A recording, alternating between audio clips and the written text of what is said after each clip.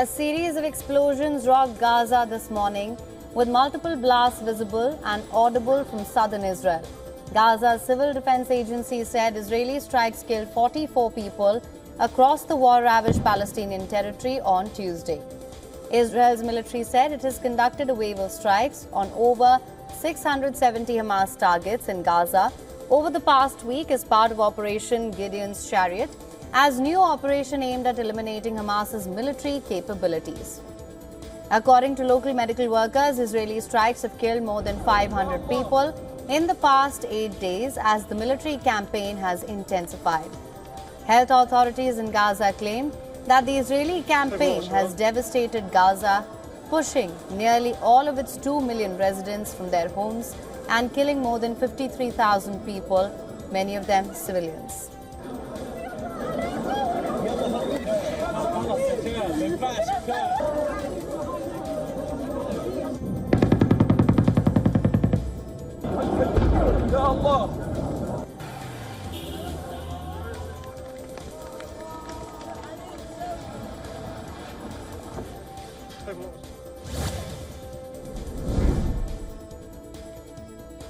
Donald Trump says Russia and Ukraine would immediately start peace talks after he spoke with Vladimir Putin. Putin says he is ready to work with Kyiv on a memorandum towards ending the war, but insisting on compromises on both sides. The Russian president added that both Moscow and Kyiv should show maximum effort to find compromises that would suit all sides. Ukrainian President Vladimir Zelensky spoke to Trump both before and after the Putin call, urging the US president to toughen sanctions against Russia if it refused a ceasefire. Zelensky also ruled out withdrawing troops from parts of eastern and southern Ukraine under Kyiv's control, rejecting demands put forward by Russia for ending its invasion.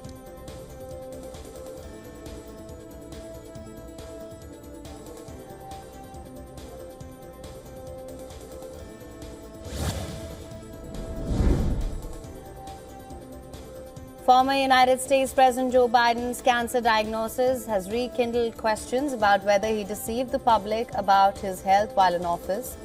Speaking to reporters at the White House, President Trump cast doubt on the timing of Biden's advanced cancer diagnosis amid renewed scrutiny over the former president's physical and mental fitness during his tenure. Trump said that he was surprised that the public was not notified sooner about Joe Biden's prostate cancer diagnosis.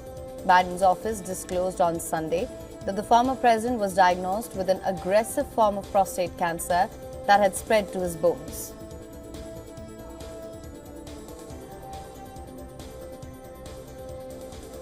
I think it's very sad, actually.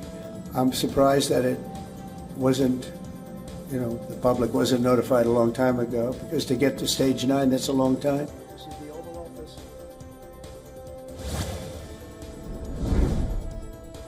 US President Donald Trump signed a bill making it a federal crime to post revenge porn, whether it's real or generated by AI. The Take It Down Act, passed with overwhelming bipartisan congressional support, criminalizes non-consensual publication of intimate images while also mandating their removal from online platforms. At the signing ceremony in the Rose Garden of the White House, Trump justified new law against revenge porn, claiming that with the rise of AI image generation, countless women have been harassed with deepfakes and other explicit images distributed against their will.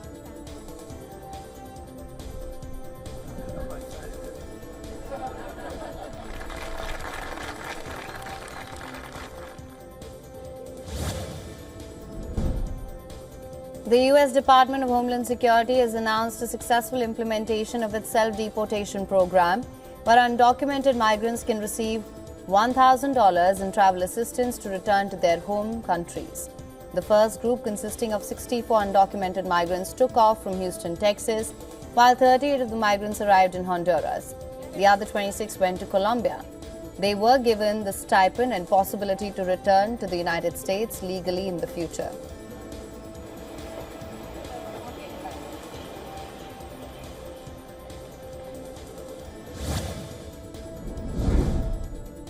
Venezuela has suspended all flights from neighboring Colombia after what it called a cross-border infiltration of mercenaries planning to disrupt legislative and regional elections this weekend.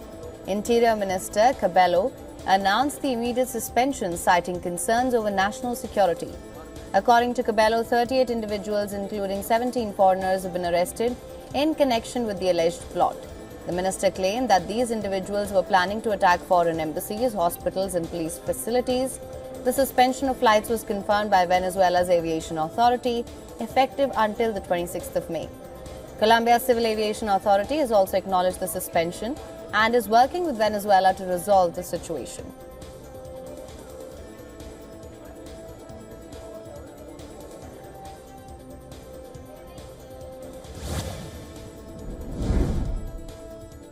Now, Taiwan's President Lai Ching-te marked the first anniversary of his inauguration with a speech at the presidential office in Taipei. In his address, Lai outlined Taiwan's domestic achievements, trade ambitions, and firm stance on cross-strait relations with China. Lai emphasized the importance of national security, pledging to continue strengthening Taiwan's defense through international military procurement and domestic innovation. He highlighted Taiwan's active collaboration with international allies to exert deterrent power, stating he will prepare adequately to avoid war and achieve the goal of peace. The address comes amid heightened geopolitical pressures in the Indo-Pacific.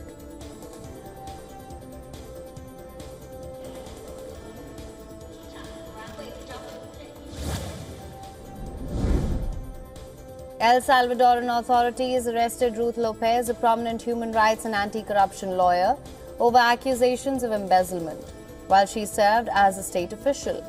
Ruth Lopez was the Anti-Corruption and Justice Director, one of the country's leading non-governmental organizations, human rights organizations. Cristosal denounced Lopez's arrest and said that it was part of a systemic strategy by Nayib Bukele's government to persecute, silence, and criminalize those who defend rights. The Attorney General's office linked Ruth Lopez to a case against former President of El Salvador's Electoral Tribunal, who was detained in February over accusations of illicit enrichment.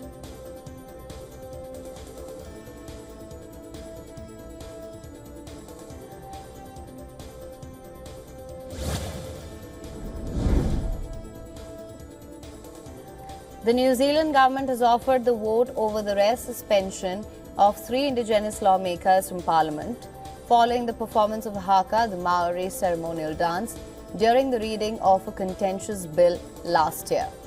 The members performed a haka last November ahead of a vote on a bill that would have reinterpreted a 184-year-old treaty between British and indigenous Maori. A parliamentary privileges committee last week recommended temporary suspension of the 3 parliamentarians for acting in a manner that could have the effect of intimidating a member of the House. Chris Bishop, the leader of the House, said dealing the vote would allow the suspended members to participate in the federal budget on Thursday. He added that the vote will take place following the budget.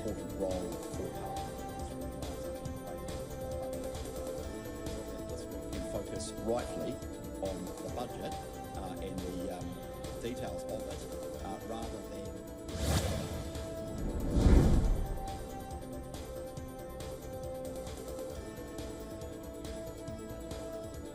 Tanzania's opposition leader, Lissu, appeared in court for the first time since his arrest on the 9th of April. Facing charges of treason and publishing false information online, the court ruled that he will remain in custody pending further investigations, with the next hearing scheduled for the 2nd of June. Lissu's legal team had objected to virtual hearings, prompting the court to require physical appearances going forward.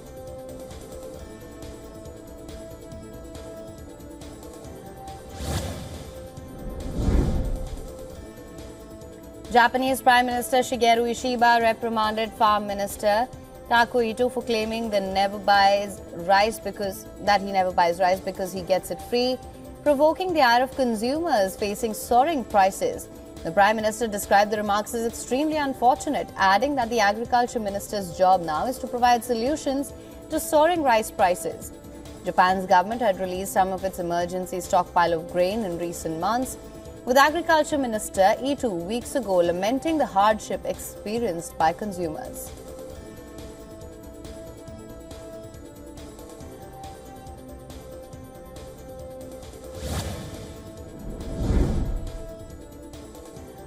Pakistan's Deputy Prime Minister and Foreign Minister Mohammad Ishaqdar met with Liu Jianchao, Minister of International Department of Communist Party of China in Beijing.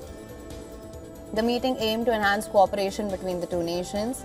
During the meeting, both leaders agreed to deepen linkages between the political parties of Pakistan and the CPC. Jianchao reiterated that China would continue to prioritize its relations with Pakistan.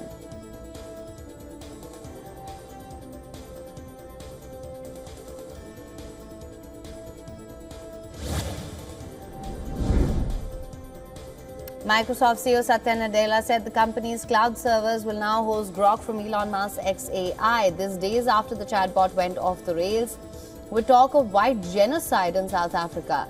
Musk, in a record conversation with Microsoft CEO Satya Nadella, said that XAI would always acknowledge mistakes with its Grok AI models.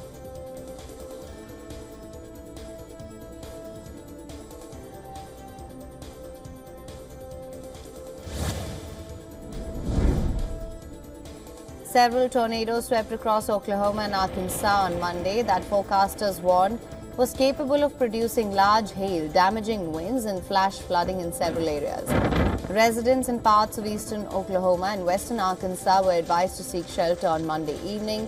As of Monday evening, over 31,600 power outages were reported statewide. Eyewitness footage recorded on the 18th of May showed a tornado that churned in the town of Arnett, Oklahoma. Looks like a lake over there.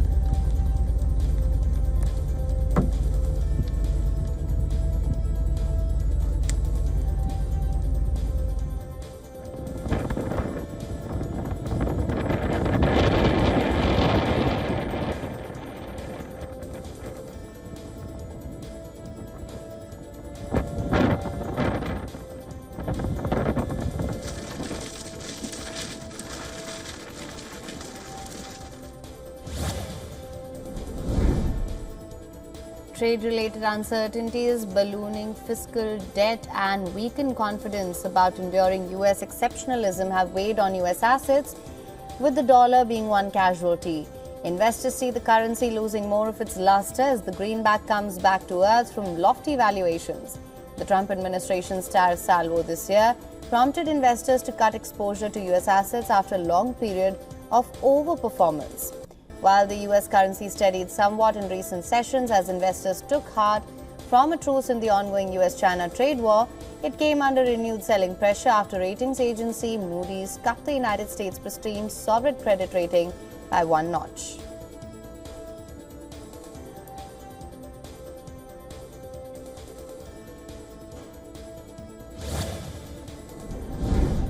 Oil prices barely moved as traders weighed the impact on supply from a possible breakdown in US-Iran talks on Tehran's nuclear program. Strong front-month fiscal demand in Asia and a cautious outlook for China's macroeconomy. Brent futures dipped to trade around $65 a barrel, while US oil futures gained to trade around $62. Prices were also supported by expectations of near-term fiscal demand amid healthy refining margins in Asia.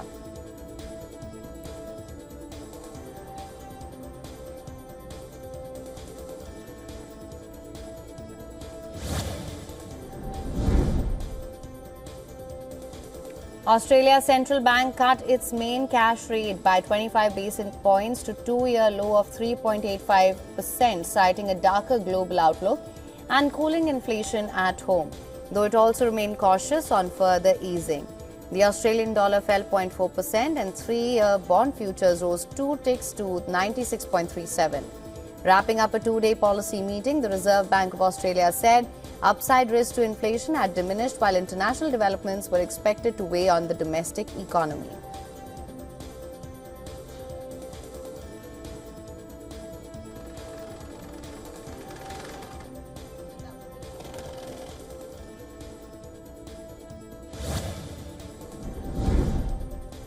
Sportswear retailer Nike is laying off some of its employees in its technology division.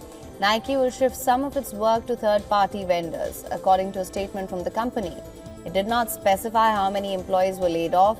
It is not immediately clear how many people work in Nike's technology division. Bloomberg News first reported the development earlier on Monday. The Air Jordan maker in March forecast a steeper drop in the fourth quarter revenue than analysts had expected, striking a cautious tone as it works to rekindle interest among consumers who have directed to trendier rivals.